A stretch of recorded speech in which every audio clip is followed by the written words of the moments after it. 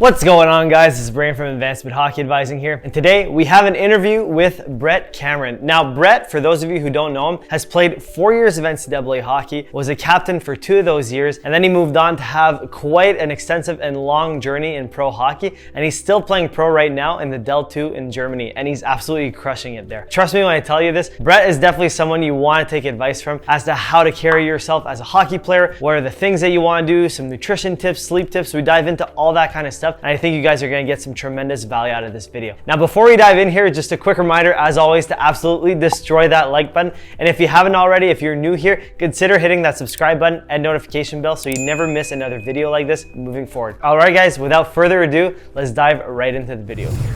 All right, Brett, glad to have you on board. How you doing today? Good, man. Thanks for having me. I appreciate it. Doing well. Awesome. So I guess we can dive right into it here. So why don't you just start by telling the audience, a little bit about yourself and your hockey career in general? Yeah, obviously. My name's Brett Cameron. I'm from a little city just outside of Edmonton, Alberta called Spruce Grove. I grew up there playing my minor hockey and all the way actually to junior hockey for a good junior A program there in Spruce Grove. Got a scholarship to play college hockey, Division I, and then played out my college hockey years and turned pro. I'm still playing pro hockey now in Europe. I'm in Germany now, and I've had a few stops along the way, I guess. Yeah, that's pretty much it. I mean, that's the short story, I guess. I've been playing pro hockey for 6 or 7 years now. So yeah, it's been quite the journey, I guess. Awesome. And how, so originally, were you looking to, go play NCAA hockey, get a scholarship, or was your original goal to go major junior when you were younger? What was kind of your path in your mind? Yeah. When I was young, like especially in Western Canada, everybody wants to play in the WHL. I'm sure it's similar. Yeah, if you're in Ontario, you would probably want to play in the OHL, and same with Quebec, you want to play in major juniors. Especially when I was growing up. I mean, I'm a bit older, but playing major junior was always the goal. And then slowly but surely, I started figuring out a little bit more about the NCAA and Division I hockey. And then I think it was after my second year bantam is when our draft year was for the WHL. I didn't get drafted, and I said, well, let's try and go the NCAA way. And I kind of made that decision pretty early on and wanted to play junior A hockey and, try and go the NCAA way. And did coaches basically, when did they start, contacting you, when they start, talking to you, and when did offers start coming on the table back when you were in junior? Yeah, I think when I was playing my first year of midget hockey, I'm not exactly sure what it's called now. It's U17, U18, everything like that. Yeah.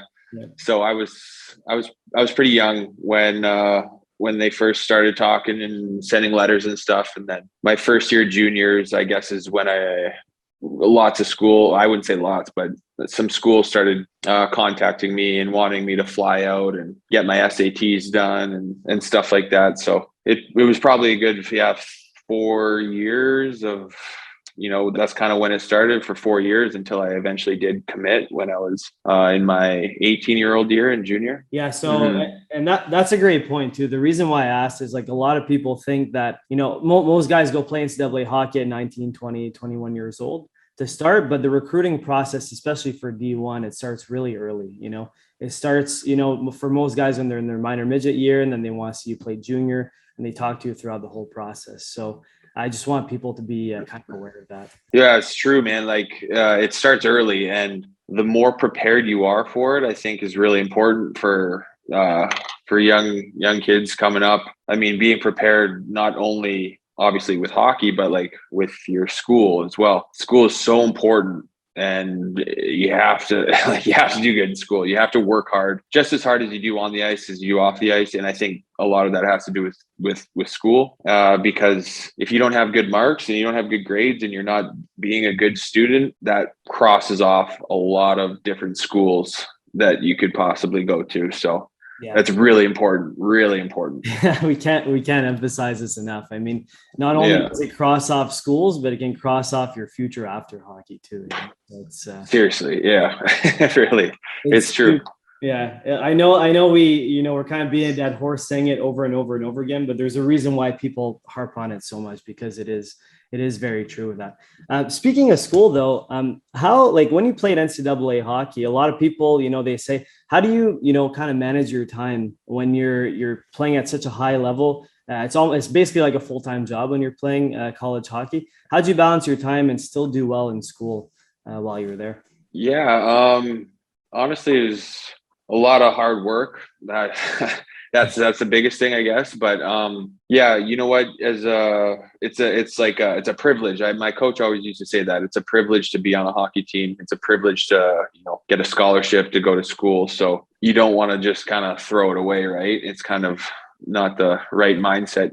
So you have to work hard at it. You have to attend class. And if you're going to be away or if you're going to be gone on the road or whatever, you have to make sure you just take responsibility, talk to your professors, talk to your teachers, and yeah, just make sure that you're on top of it. And you just, like, the thing is, though, like, you just get it done. Like, at the end of the day, like, you just do the work. Yeah, you just get it done. And just it's kind of a thing you kind of go into college as, for me at least, I went into college as it's kind of cliche, but went into college as a boy, came out a man.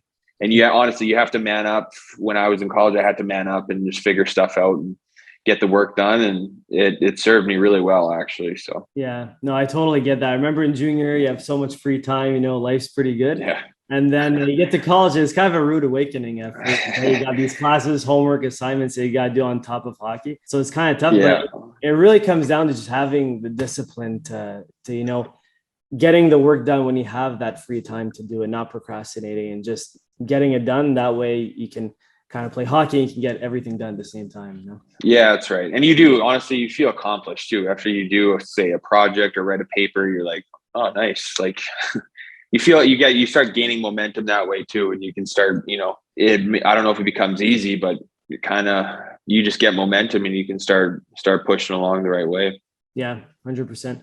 So I guess we kind of touched on it. I kind of want to dive into it deeper. So obviously you've had a lot of success in your hockey career. You graduated from a good school. You got success in your academics. What are kind of the key values and the key habits that you really followed throughout your hockey career to really allow you to play at that high level? Like, obviously you need skill, but you also need more than that. You need that, all those different attributes here. So I kind of want to dive deep into that and get your take on that. Yeah, for sure.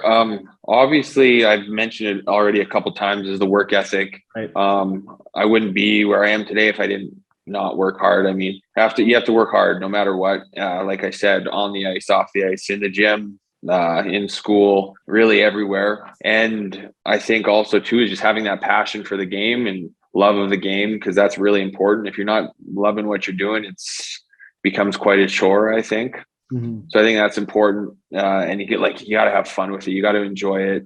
It might be a bit of a grind. Say if you're playing juniors and you're on the road all the time and you're studying for your SATs or whatever, or if you're in college and you're doing a bunch of homework, but at the end of the day, you get to play hockey, right? I mean, it's pretty special. So I think that's really that's a big one for me, is just enjoying it, being grateful for what you got, really, because at the end of the day, like, you can only play hockey for so long, so you might as well enjoy it, right? So I think those are the biggest things for me is the work ethic, the passion, the love of the game, and just being grateful for what you got, because you never know when it can be over, right? So yeah. I think that's important.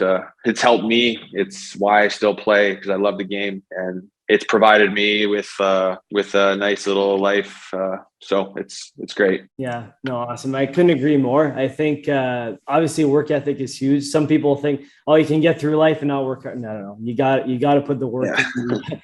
You got to work hard. Like, even if you love something, like, sometimes it could be a grind since you're doing it over and over and over again. But that's where the work ethic comes in. You kind of push through. But on the other side, if you love something, if you're truly passionate about it, the work ethic kind of comes easier at that point too. Yeah. So it all plays together. 100%. Yeah. So I guess we're kind of touching on it a little bit, but I noticed that you were a captain of your team multiple times. I'm sure you've had, multiple leadership roles throughout your career. What do you think defines leadership, and what do you think, like, how do you know, like, if someone's a leader in the room? What are the key attributes that they have to be a leader? Yeah, you know what? I think it sometimes you can just kind of tell. Like Right. That's the easiest way to know. There's a presence, honestly. Like there's a presence with certain people Yeah. that they care the way they carry themselves, and as soon as they walk into a room, you can just kind of tell. But I think I'll go there again. Is the work ethic is such a like. But the thing is too is I'm not really a talker or anything like that in the room, you know. Like I say the odd thing here and there, but I think if I show, and now I'm an older guy playing hockey, and or when I was a senior in college, or when I was my 19-20-year-old year, or whatever it was in junior, the younger guys see the older guy working his butt off and doing all the right things every day and showing up the right way with a good attitude. I think that just like, whoa, maybe we should be like that because, it's working, right? And so I think the biggest thing for leadership is how you influence others around you. And I think that just goes with your day-to-day actions, how you show up to the rink, how you prepare for games, practices, workouts, everything, how you take care of your school too, because a good leader isn't going to just let their schooling, fall off kind of thing. They're going to do everything in their life. They're going to have everything the right way. Yeah. And do things the right way. So I think that's been a big thing for different leaders that I've, studied and learned from and talked to, and just having that good attitude and holding yourself accountable. But it's hard sometimes, but you have to hold your teammates accountable every once in a while too. Maybe not calling them out in front of the team, but you can talk to people privately and stuff like that. But I mean, leadership is such a big topic, and I could go on forever about it because I love it. I think it's an interesting topic, and it's cool to see how different people lead and how different teams lead and stuff like that. So. Yeah, there's definitely different styles of leadership. I think that it comes back to the first thing you said, that you can kind of tell, right? It's they usually have this presence about them, and they usually really, like, every leader, every good leader I've seen, they lead by example. Like you said, they do all the little things right. They show up on time. They work hard. They have that work ethic, and they just influence people around them to be better. That's how I see a leader. So I totally agree with you. Out of curiosity, who's the best leader you've ever had on one of your teams? Or it could be a coach too, not just a player. Yeah, I mean, I've been very fortunate. I've had a lot of good leaders. And captains and coaches. And one of my coaches, his name is Spencer Carberry. He's the assistant coach for the Toronto Maple Leafs now. I had him in South Carolina in the East Coast Hockey League. And just the way he prepared for games and how he got his message across, and how he led, like on the ice in practice. We'd be getting, bag skated or whatever, and he'd be right there with us, skating as well. And he'd be at the rink. Yeah, like he's the man. Like he's a great leader in that sense. I've had really good captains in my day too. I don't know, you probably wouldn't know him. His name's Andrew Rowe. He plays in Switzerland now. I think he's the captain for his team there. But always just doing the right things and doing the right things for the team, doing the right things for the guys off the ice as well. And I've been lucky, man. I've had a lot of good leaders to kind of look up to and try to model my leadership style after. So yeah, been super lucky. Yeah, I have to, honestly. And it's nice because it allows you to become, a better person and potentially a leader in the future too. So it's nice to have those models, Yeah. So kind of related to this. So we're going to kind of switch a little bit, but somewhat related. So I'm a big fan of adversity. I like what adversity kind of makes you become in a way. And, my question for you is how, like, I got two questions actually.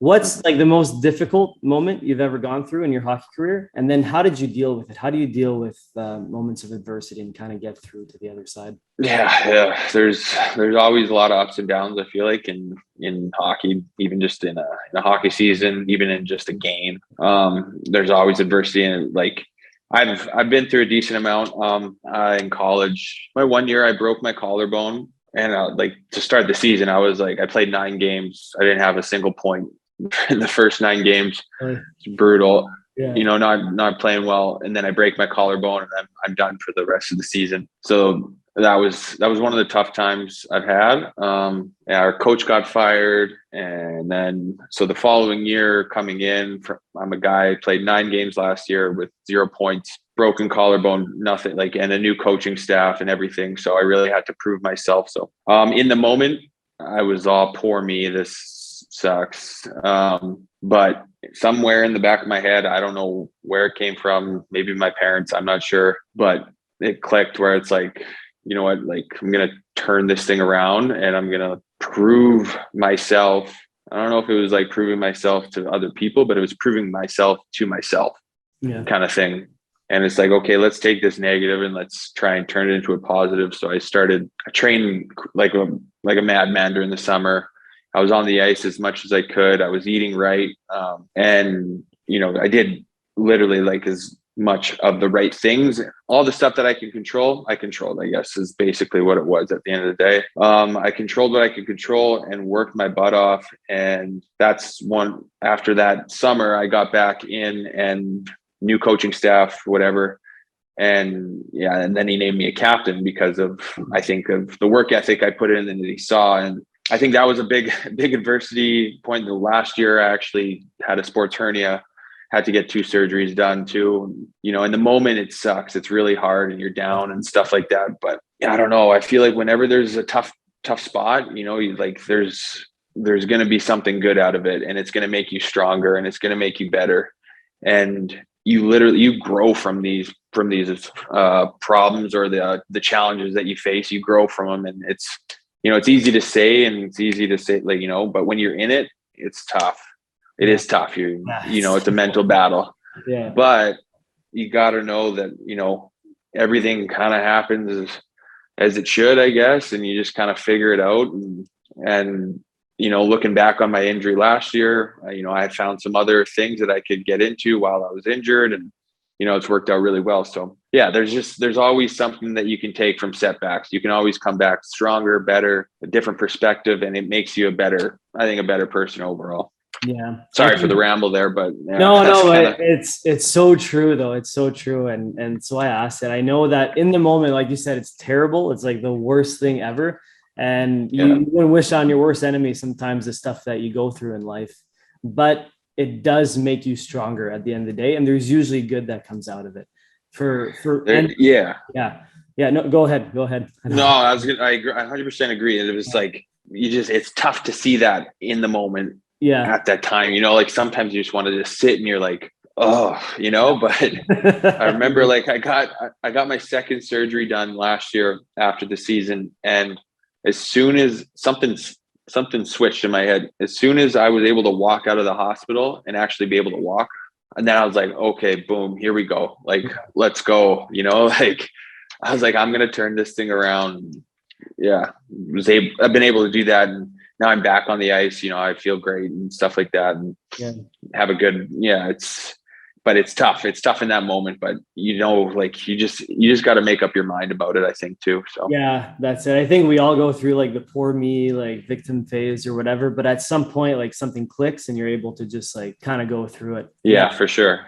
Yeah. Super interesting stuff for sure. But yeah, you definitely, but I feel like too, when you go through it enough times, like if you're going through something very hard again, you know, like in the past, like, you know, it's hard to pinpoint how, but you know, you've accomplished it. So, you know, you can like keep pushing through. So you build like confidence over time too. As man, for sure. Like this past injury or whatever, I was like, it's going to be fine. You know, like, it was tough because, you know, I had to get another surgery, but I was like, you know, it's fine. Like I can do this kind of thing, you know, like you just build up that confidence or that perseverance or whatever you want to call it. You kind of build that up and you're like, oh, I can handle this. Like, let's go. No, I totally agree. So I got one last question for you here. And it's what like final piece of advice would you like to give to players out there as to what they can do, or, you know, things they can improve on or anything like that? I don't know, really. Like there's so much that you can do, especially nowadays with all the different types of training on ice, the off ice. The mental part of the game is really important. The nutrition, sleep, all that stuff, you have to dial that stuff in all the time. for sure. And yeah, like we've talked about, you have to work really hard. But I think it's really important too to have fun and enjoy yourself and believe in yourself.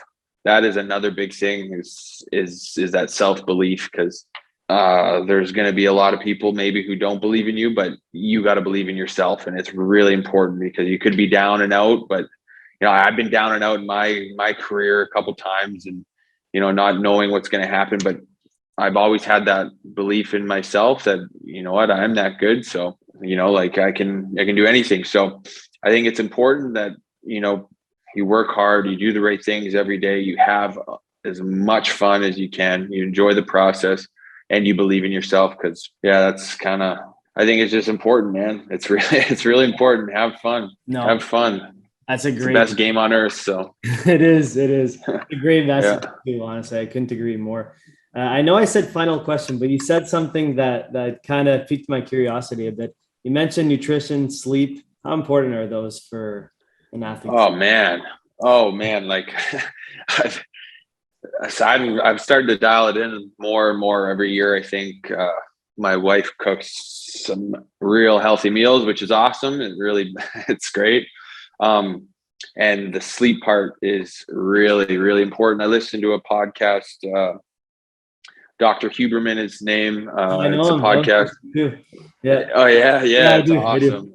Yeah. So he talks about a lot of sleep and how it's the best performance enhancing thing that you can do for your body is sleep, and how to dial that in. So and I have a 2-year-old daughter too. So, I mean, sleep is sometimes hard to come by, I guess, but I really value sleep and put an emphasis on sleep. And I think that's important for all these, especially like, younger kids who are, their bodies are changing. You need that sleep. Like, don't be staying up till late hours in the night or, early morning. Like, try to get as much sleep as you can, because you will feel more clear. You'll feel more focused. You'll feel more energized. You'll be able to make better decisions on the ice and just be overall a better hockey player. So that's really important. And the nutrition part too. You'll have more energy, more clarity, more focus if you dial that stuff in.